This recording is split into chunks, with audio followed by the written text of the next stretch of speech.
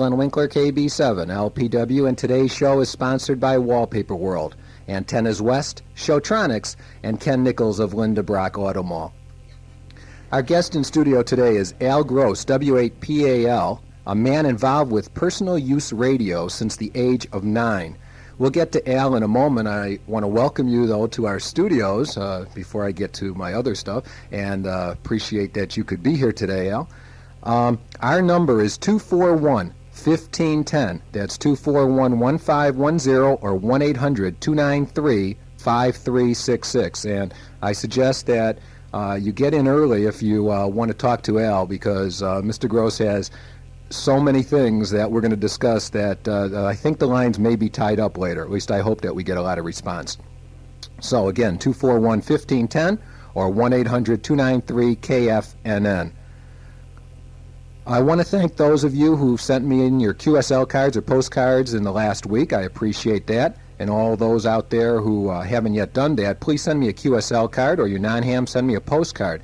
Send it to Len Winkler, KFNN Radio, 4800 North Central, Phoenix, Arizona, 85012. And I'll send you back a KFNN KB7 LPW QSL card, and I'll also enter your card in our weekly drawing, and we'll give away a T-shirt later today. So send your card in. That's 4800 North Central, Phoenix, 85012. Last week at the Fort Tuttle Ham Fest, more than 600 licensed tests were administered. I think there were 400 and some people that took tests, and 624 tests in all were given, and they had a passing rate of a little over 60%.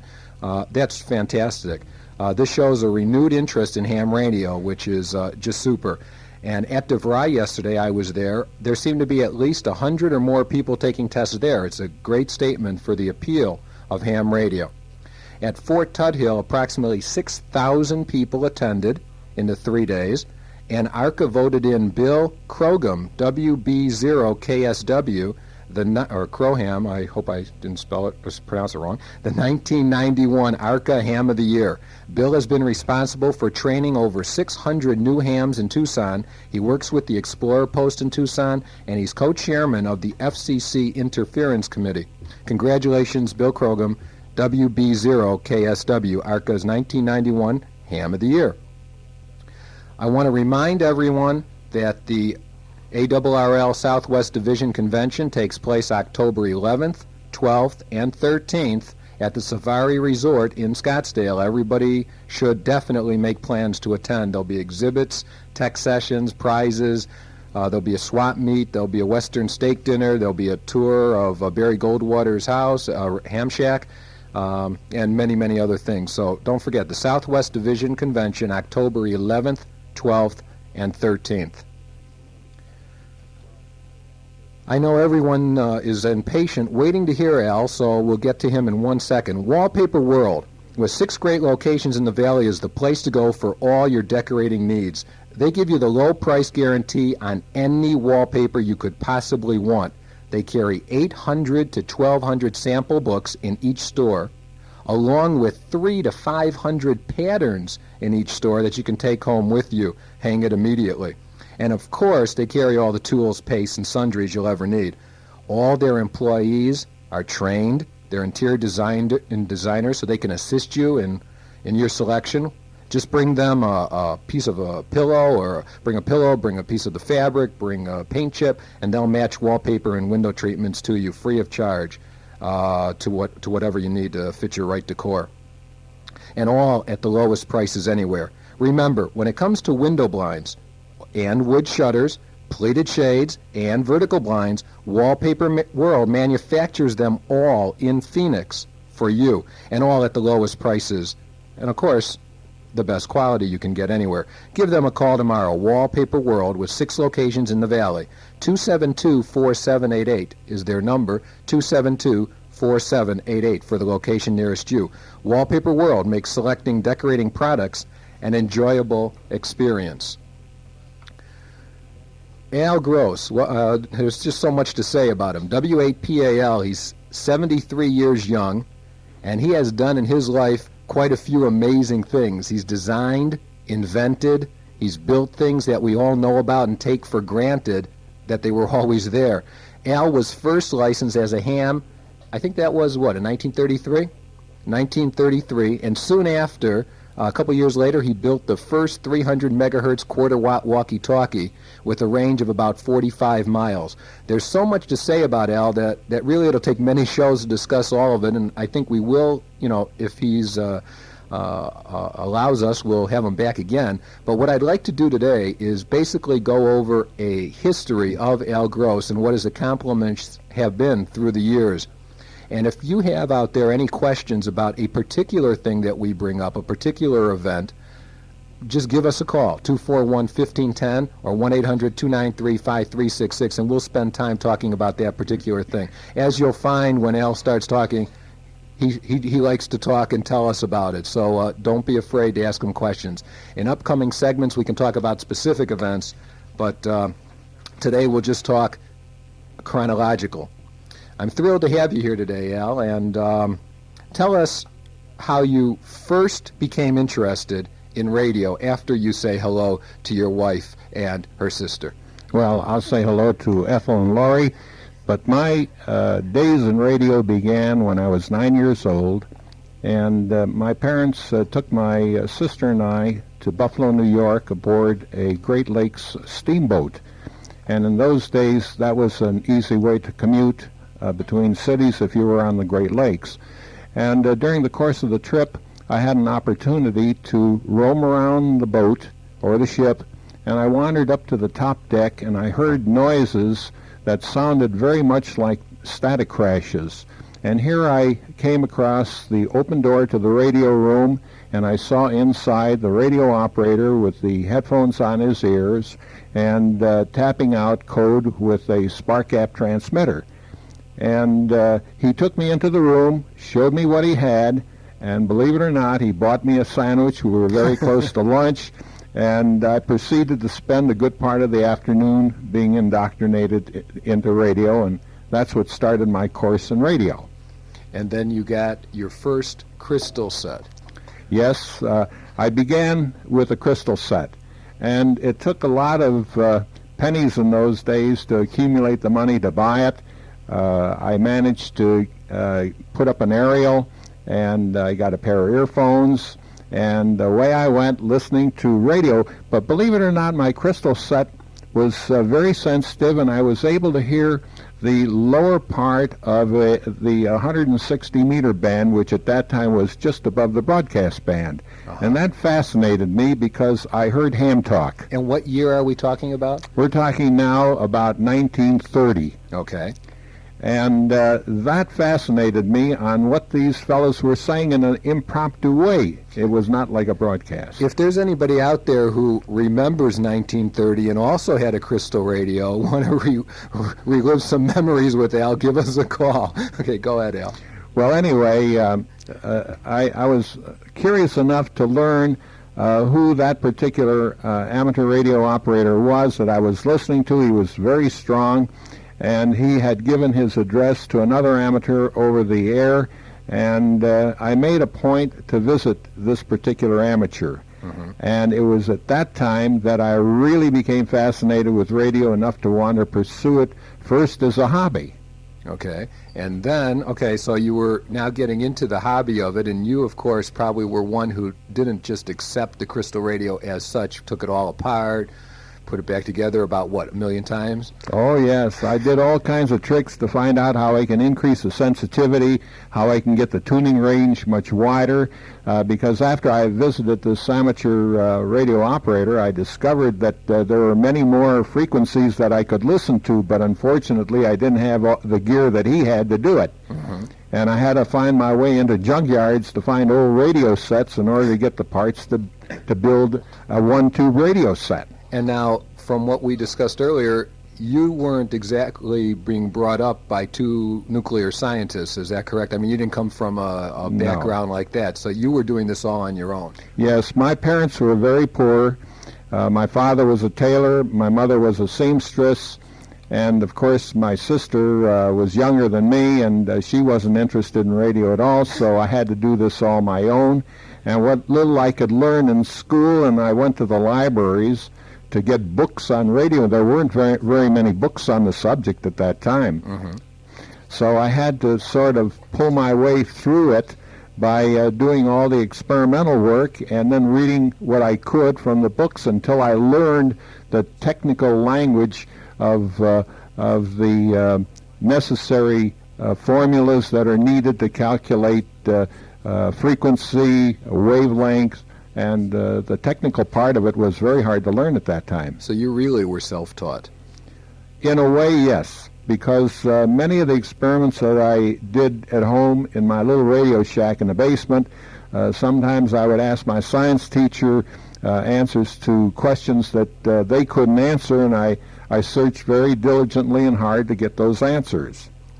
Okay, well now, so that was like 1930, you said. So now you Right. spent a few years groping, learning, practicing, and then the next major development, you put together what? I put together a 2 and 3 tube radio, and also the beginnings of my first transmitter, which was a 1 tube oscillator. Uh-huh. And I learned quickly that I had to get an amateur radio license in order to get on the air to talk, because this amateur told me that I had to learn the code, and at that time I had to learn at 13 words a minute, and I had to learn the technical language that would be embraced in the FCC tests.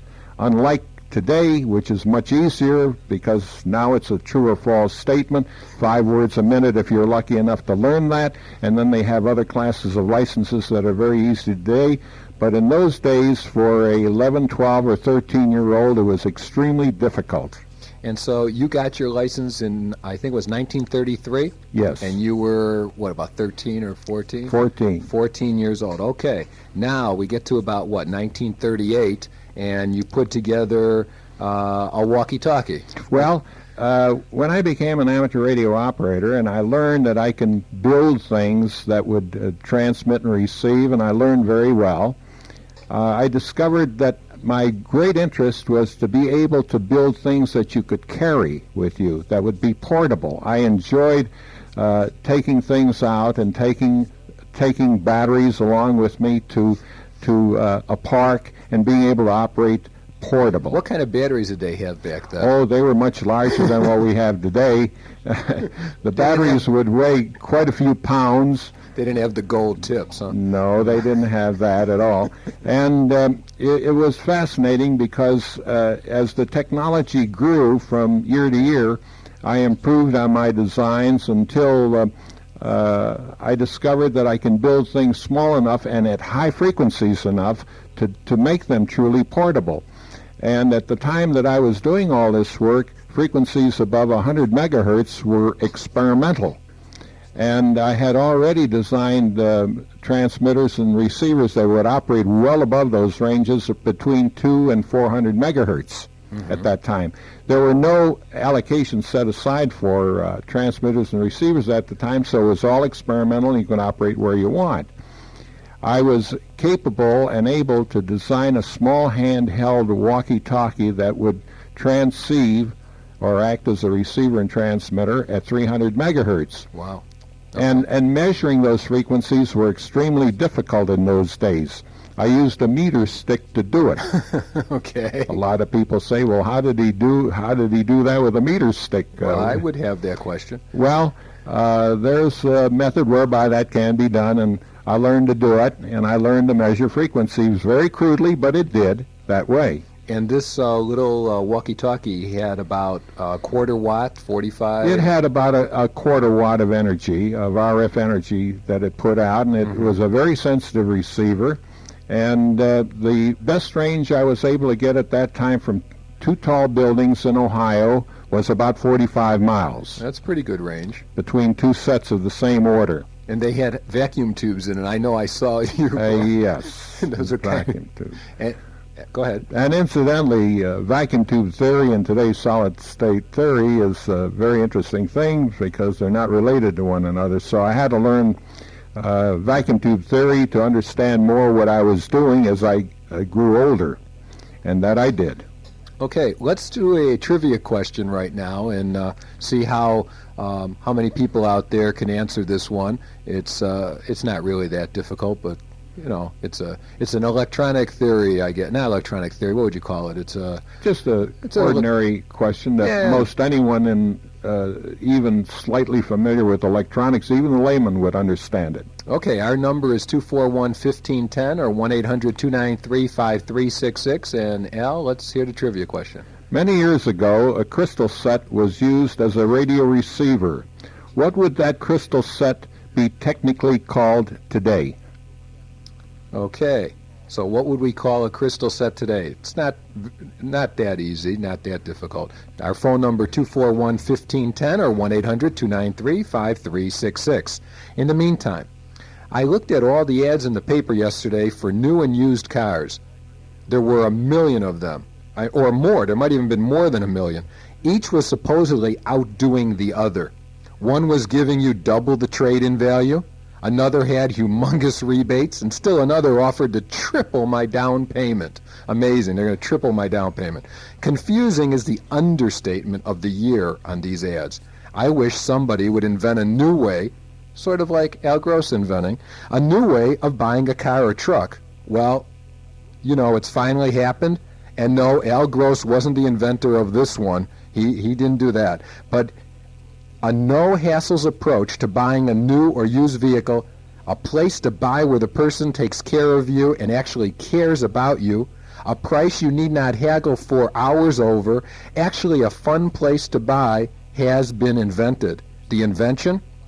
Well, that's Ken Nichols, WA7HXZ, the fleet manager for Linda Brock Auto Mall.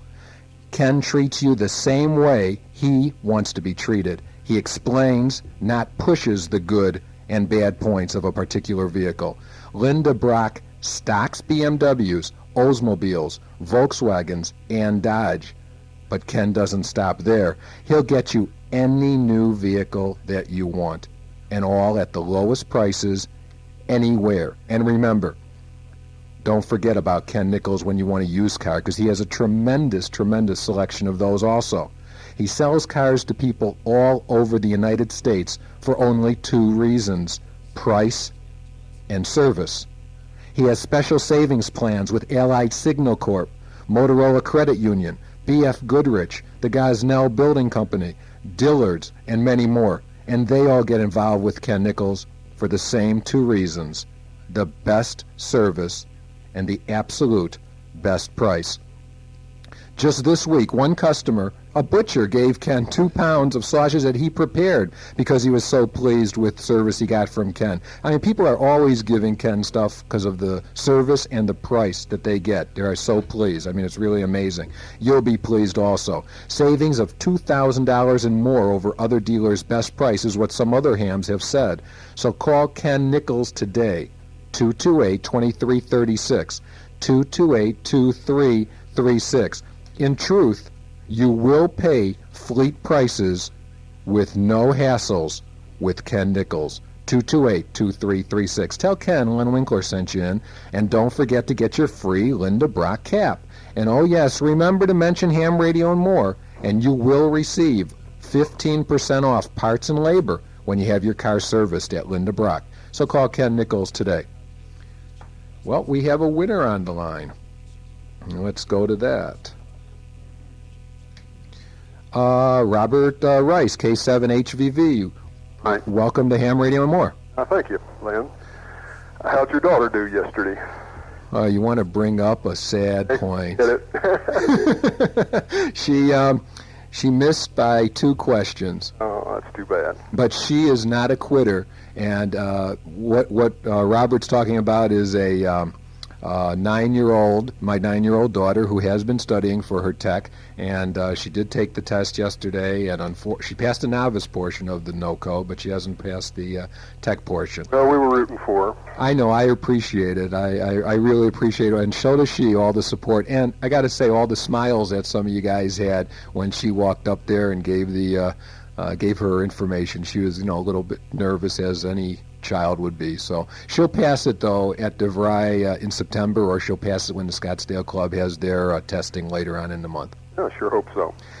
But anyway, what is the answer to a crystal set, what we'd call it today? Well, the term is a semiconductor device, a tuned radio frequency semiconductor circuit. Sounds good to me. And do you want to elaborate on that, Al? Well, he made it much broader than we really needed, but semiconductor is good enough. Okay. Well, Robert, what you're going to get is from Antennas West in Provo, Utah, 100 free QSL cards. And everybody needs QSL cards, and so we'll get Robert Rice, K7HVV, at the address you gave, if that's correct. Right. Okay, and we'll get you 100 QSL cards out, and we appreciate you listening and participating. Thank you, Len. Thank you for calling. 73. 73s. Okay. Al, now we got this walkie-talkie made in 1941, and then... Of course, we could have added a cat's whisker to the semiconductor, but he failed to elucidate on that, but that's all right. Then you said something about a galena or something. Well, the original semiconductor was a galena crystal, Okay. which is still used today for crystal sets. Okay. Well, when we get to 1942 and World War II, that's when you really start strutting your stuff. Oh, yeah. Well, what happened was there was a little publicity on the handheld walkie-talkie that I had at the time, and it appeared in several magazines with pictures. And at the start of World War II, in 1942, I received a call from Washington, D.C., from a person who was associated with the Office of Strategic Services, which after the war became known as CIA. However, he wanted me to come to Washington to demonstrate the walkie-talkies for the members of the Office of Strategic Services. Mm-hmm. And I packed up 2 sets, went to Washington, and demonstrated the devices, and there was a profound interest in it, particularly after they decided they were going to try an experiment which included talking from a lightweight airplane to ground, and that proved very successful. Mm-hmm. It was that experiment and that little test that got me involved with the Office of Strategic Services for a special project. And that is the Joan and Eleanor project. That was codenamed Joan Eleanor by the Office of Strategic Services. The equipment on the ground had Eleanor, and the equipment in the plane would be called Joan. The equipment in the plane looked very much like the conventional CB radio that you have today, or some of the smaller ham sets that you have today. And along with it was a wire recorder to record the messages that were transmitted from ground to the plane. And the principle behind that was, at that time, the President of the United States wanted to get information very quickly from occupied countries so that he would be on par with the information that Churchill was getting in England. And the purpose of this was primarily to get intelligence quickly. So Joan Eleanor turned out to be one of the classic methods for clandestine operation behind enemy lines. Well, I have some articles, and we're not going to get too deep into this because we can spend a couple hours just on this, but an article which involves Al quite strongly is entitled "The Spy Radio That Became CB," and it talks about the clandestine operations. You were telling me that in Youngstown, Ohio, tell us. Well, in order to make the sets, at that time, I was requested by the OSS to find a place where they could be manufactured secretly. The project was classified top secret, and the closest place I can find to Cleveland, Ohio, where I resided at the time, was Youngstown, Ohio, because at that time the War Production Board deemed it impossible to set up any new operation of any kind in Cleveland, Ohio, because it was a heavy industrialized city. Youngstown was better equipped for our purpose, and it was all done in a clandestine sort of way, of course, in an old house that was refurbished right next to a machine shop, because I needed a machine shop to do it. So the owner of the machine shop had no idea what was going on in the house, but it was in the house that we refurbished and made a little manufacturing operation out of it, and the sets were built there, and they were transported to Washington, to the OSS, by railroad, personally by myself, and about 600 sets were made at the time. That's great, and if it wasn't for that, we may not have won the war so quickly. Well, according to many of the reports that were written by others, including members that were commissioned after the war to write the history of the OSS, it was one of the most spectacular and best operations of clandestine communications during World War II. What would be really neat if somebody was out there that actually used one of these and was in World War II. Now, that would be kind of neat. That would be true. If there's anybody out there that used one of these devices, was involved in that, I'd certainly like to hear from you, as would Al. 241-1510 or 1-800-293-5366. Okay. Let's go up to let's go a few more years. Well, we want to stick to the tail end of the war. Okay, go ahead. Because it was during that time the Federal Communications Commission had an organization called the Radio Intelligence Division of the FCC. The Radio Intelligence Division was operated by the chief engineer of the commission, who was a ham radio operator. His name was George Sterling. George managed to see the sets during a meeting we had on frequency spectrum space in Washington, D.C., and the spectrums that were being used by the services. It was during one of these meetings that I showed Sterling the walkie-talkies, and he was so fascinated by the smallness and size of the set that he proposed showing it to the entire commission staff, which included the chairman of the commission. This was done late in 1944, and the commissioners were delighted to see that there was such technical progress at the time that several of them suggested the idea of personal two-way radio after World War II. This was the true genesis of what we have today in personal two-way radio, cellular radio, and, of course, radio paging. I was asked to demonstrate this to the commission at the time, and the beginning of 1945, a demonstration was given in a closed session with the full membership of the entire commission and the chairman of the commission, and two members, Commissioner E.K. Jack Jett and Rosal Hyde, and also the chairman, Charles Denny, who later on became a member of RCA, decided that this was something that the commission wanted to pursue.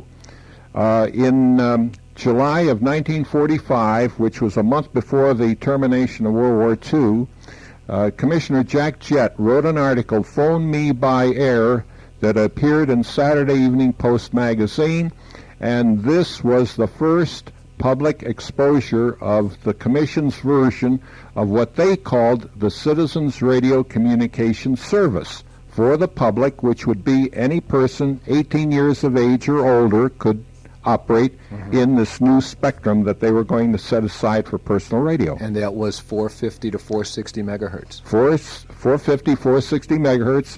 And in 1947, at the World Telecommunication Conference in Atlantic City, 80 nations agreed that that would be the allocation they would set aside for that purpose. So it was universally agreed that that spectrum would be allocated for that purpose. Now, in 1946, well, of course, you were already the father of Citizens Band Radio. I mean, we know. Well, the connotation is the first initial thought was it would be a form of citizens radio. It was really personal radio, but citizens, you had to be 18 years of age and a citizen of the United States. But now you won't take responsibility for what goes on 11 meters now, though, right? Not really. Not really. Okay. In 1946, you started your own company. In Cleveland, Ohio, to manufacture the first personal radios for CB. And I was fortunate enough to get a large mass merchandiser in Chicago to be interested in this, and I had not yet received type approval of any sets because it was agreed that the first sets would have to be type approved by the FCC for use by the public. Even today, equipment must be approved for certain applications by the Commission. And you sold 25,000 of them, I see, in 1949. That's a fair amount. Yeah, that's right. That was at $75 a piece. 25,000 makes a lot of money.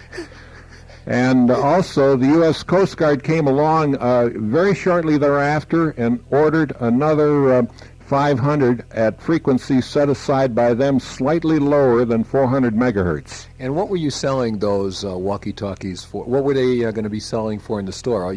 $179.50 a pair. That's a lot of money back then. Those days, that's right. But you got two of them. And That's they right. transmitted on a particular frequency? They would operate only on 465 megahertz at that time.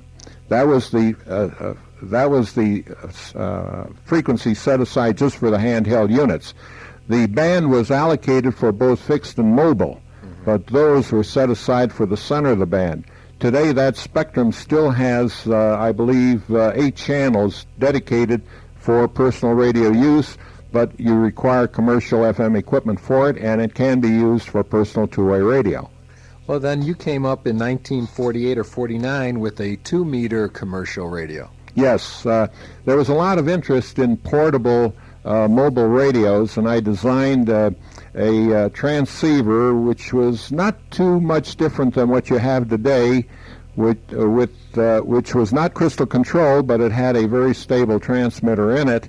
And later I had a crystal controlled system that went with it, and I made about 12,000 of those before the popularity disappeared. Okay.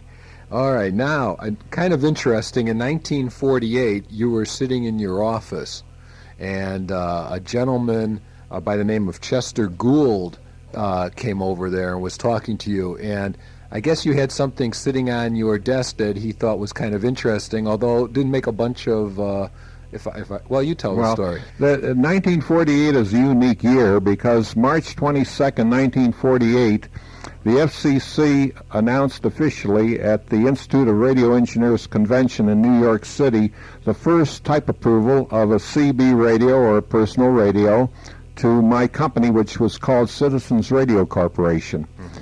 And that's when I received that large order, incidentally. But in the meantime, I received a lot of publicity worldwide, and during the course of 1948, a cartoonist called me on the telephone. His name was Chester Gould, and he was the cartoonist for the Dick Tracy cartoon character. And he wanted to see the portable radios that I had, with the idea he might want to use them in his comic strip.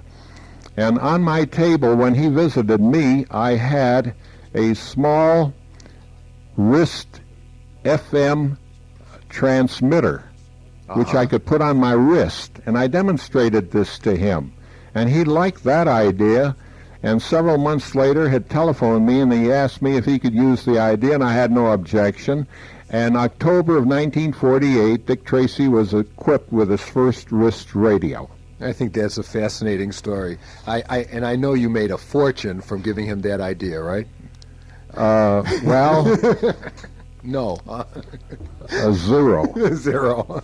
Well, at least you can sleep at night knowing that you came up with it. I think that's great. That was also the genesis of the wireless microphone, by the way. That was a wireless microphone. I want everybody to know that one of the big things here is that you got to understand that Al is a amateur radio operator, and all these things come from the fact that he is an amateur radio operator, and ham radio is still, there's so many things still to be explored and invented, and this just shows what ham radio has done for the history of radio. Anyway, and to get into the comics and all that, that's kind of interesting. And I've had the pleasure of being able to see these products Al brought to me, and I just, touching them is unbelievable to look at them. They're just magnificent. Okay. Shep, WD6EOY, welcome to Ham Radio and More. Hi, Len. How are you? Pretty good, and how are you today? Good. What can we do for you? Well, I'd like to say a few words about the amateur radio spectrum bill. Actually, 2 bills that are up before the House and the Senate currently. Okay, let's take a moment and talk about that. I discussed it with Al, and he's extremely in favor of this too, so go ahead. Okay, first of all, in the way of background, I know most of us are aware of the fact that we lost several gigahertz of the 220 spectrum recently, and as you know, the ARRL has gone to court against the FCC to try to get that reversed, and so far that has been a less than successful. I think kind of netting it all out, we have a choice. We can either continue to try to fight the FCC and go to court and spend a lot of money and with no gain, or we can, as an alternative, attempt to get these bills through the House and the Senate. And what it really requires is about an hour of each of our time to send letters to our senator and to our representative. That would be McCain and DeConcini. And Rhodes, Kyle, and Colby in the House. Bob Stump has already supported the bill. Okay. Do you want to give addresses out? Do you want me to give them? I have addresses. Would you like to pursue from this? The simplest way to do this is to send it to the U.S. Senate in the case of McCain and DeConcini, and that's the SHOB, which is the Senate Office Building, Washington, D.C., and the zip code is 30510-0302. And the House of Representatives is CHOB. That's the House Office Building. And everybody should write it if they can in their own handwriting, or a typed letter that they themselves write up. Yes. The other thing I'd suggest each of you do is read the recent QST article, page 48 and 49.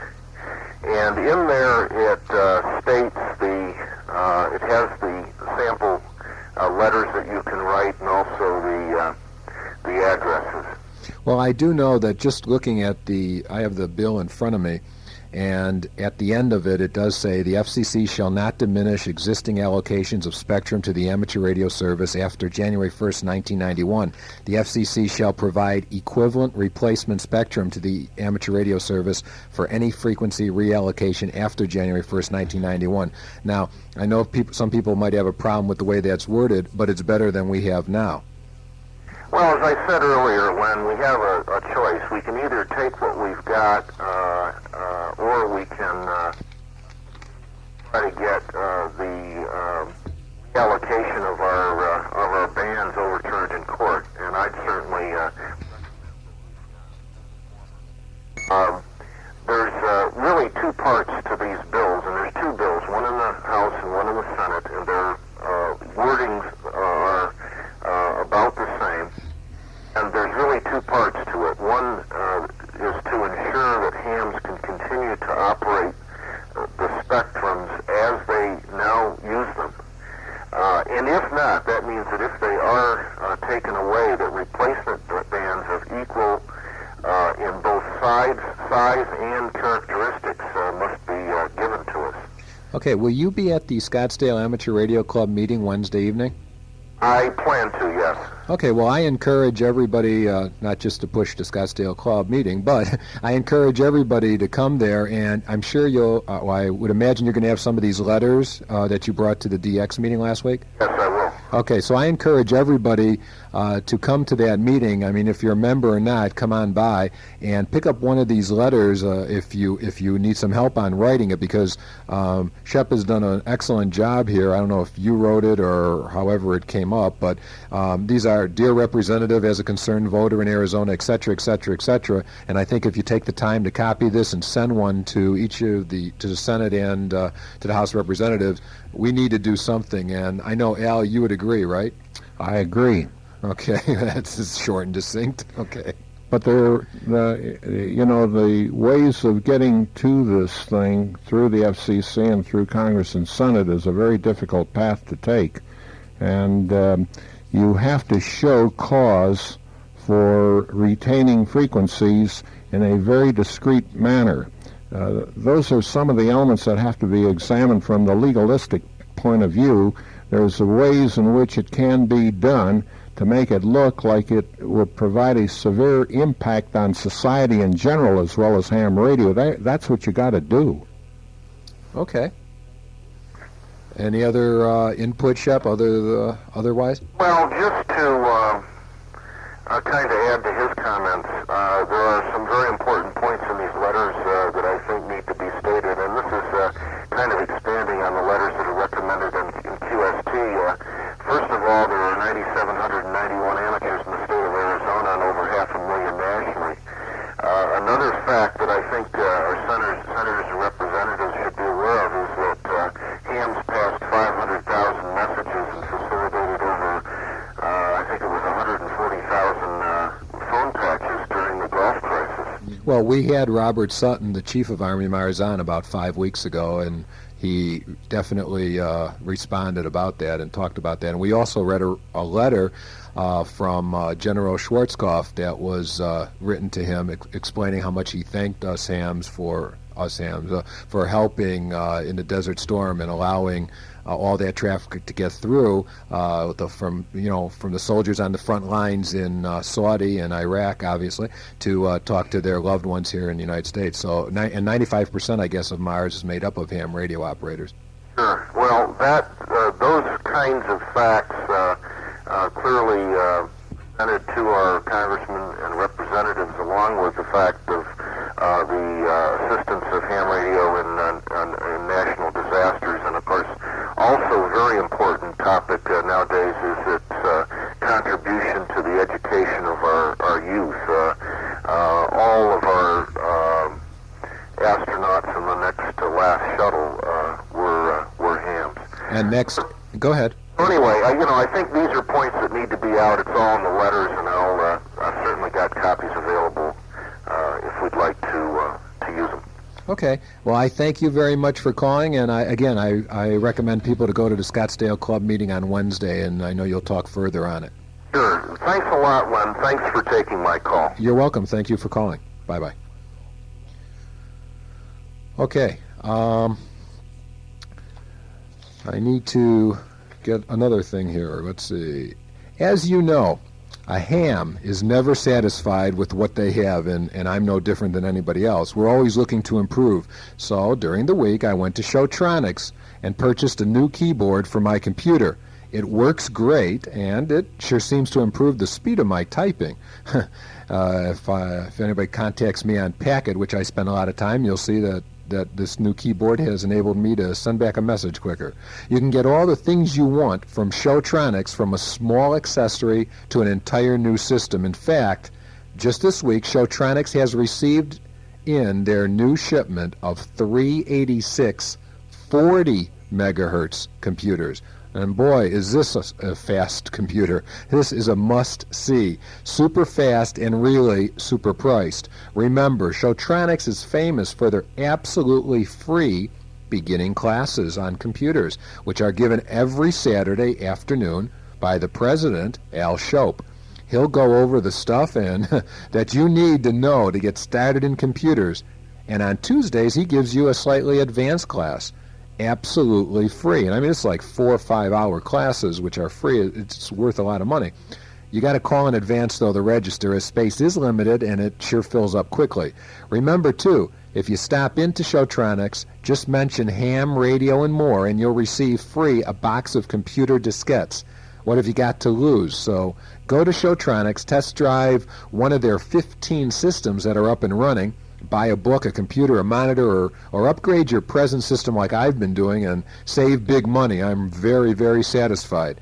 They beat all prices on items that they have in stock. They'll beat anybody else's price. Showtronics, 1831 West Rose Garden Lane, north of Bell Road off of 19th Avenue. And their phone number, 256-2266, 256-2266. Showtronics, the more you know about computers, the better Showtronics looks. Stop in today. They're open 7 days a week for your convenience. And tell them you heard about them on ham radio and more. Now, we only have about 16 minutes left, and we haven't even got to 1950 yet. In 1950, you designed the first digital one-way radio paging system, or the beeper, as I guess we know of it today. That's right. I was approached by a hospital consultant from New York who wanted to know if it was possible to produce a system whereby you can page silently doctors and nurses in hospitals. He had already seen the publicity on the walkie-talkie, so he knew there was electronics that could be made small, and I was given a contract to come up with the idea, and that year I produced a two-tone digital radio paging transmitter and a little tiny receiver which you could carry on your belt like you do today that would page doctors and nurses. A year later, demonstrating that in Philadelphia at a hospital association convention, I was surprised to learn that nobody was interested in the idea. It was too cumbersome for them to hold it on their belt, huh? Well, no, it was very lightweight and it was unique, but they didn't want to dispense with the loudspeaker system, and doctors failed to recognize its capability because they said it would interfere with their golf practice. You were ahead of your time. I guess so. I skipped something that of interest. Tell me about proximity fuses. Towards the tail end of the war, because of the work that I had been doing in miniaturization, because the set was very, very small at that time, I got called in by the National Bureau of Standards in Washington, who were interested in building a device that would sense aircraft or a missile, and upon approach it would cause the ordnance to explode, which would be not too different than a garage door opener idea. And that was the genesis of some early versions of proximity fuses that I designed and built for the military. Okay, and you brought in one that you showed me that fit on what, a 40? A 40 millimeter shell. And of course I have other models that fit onto larger bombs, and unfortunately I couldn't bring those in because it'd be too heavy to carry. Okay. But during the Persian war over in the Southeast, in the Persian Gulf, against Iraq, proximity fuses were used along with laser-guided weapons. Is that what's called the smart bomb? Is that anything like? Much smarter. It makes the target look bigger to the weapon. Okay. That's the theory behind it. In 1955, I'm going to move along quicker here. In 1955, U.S. Patent Court, in a unanimous decision, awarded you the priority of invention of the handheld walkie-talkie. That's right. So, I mean, that's as legitimate as you can get, right? When you get a three-judge opinion like that, there's no need to contest the argument any further. There were other patents involved, but the primary patent for the handheld was in contest at that time. Okay, and you designed, developed, manufactured proximity fuses for the U.S. Army, and these fuses were immune to electromagnetic countermeasures. What does that mean? That meant that you couldn't use radar or electromagnetic devices similar to radar to cause an early burst or cause them to malfunction. They were immune to electromagnetic radiation. They would only sense the charge that's produced by frictional electricity that was on the aircraft or on the missile. And then in 1960, the Department of the Army Ordnance Corps, Harry Diamond Laboratory, successfully test-fired the special proximity fuse of your design and manufacture. That's right, yeah, and it worked very well. Okay. We have about 12 minutes. We'll still be able to take your calls, 241-1510 and 1-800-293-5366. I have to believe that most of you people are entranced out there and don't call. If we get a lot of calls, we might be able to spend another few minutes after the hour. So don't hesitate to call if you have any questions for Al. Okay, then there are just so many things. Let's talk about the electric field meter that you're talking about on... The proximity fuse worked on a principle of measuring electric fields, not magnetic fields like those that affect compasses and this sort of phenomena. What my device does, it measures an electric field, a static electric field, and it measures the perturbation created by other objects as well as the characteristics of the surrounding environment. And during the time that I was working on the fuse, I was also designing a sensor that would measure environmental electrical effects such as clouds and thunderstorms. Okay. Okay, we have another call, and I have been given, I've just handed a notice, I've been given permission to continue on the show past the 3 o'clock hour if we get phone calls. So if people do have questions, Al Gross has agreed to stay on longer, and if you do have questions about any of these things we're talking about, by all means give us a call. Okay, here we go. Okay, Jim, KA7BGY, welcome to Ham Radio and More. This is Jim, KA7BGY out here in Apache Junction. Okay, Jim. Last week you said that nobody announced Ham Awareness Day. I'll let you know that the Superstition Club has set September 22nd as Ham Awareness Day at the VF Factory Outlet on Baseline.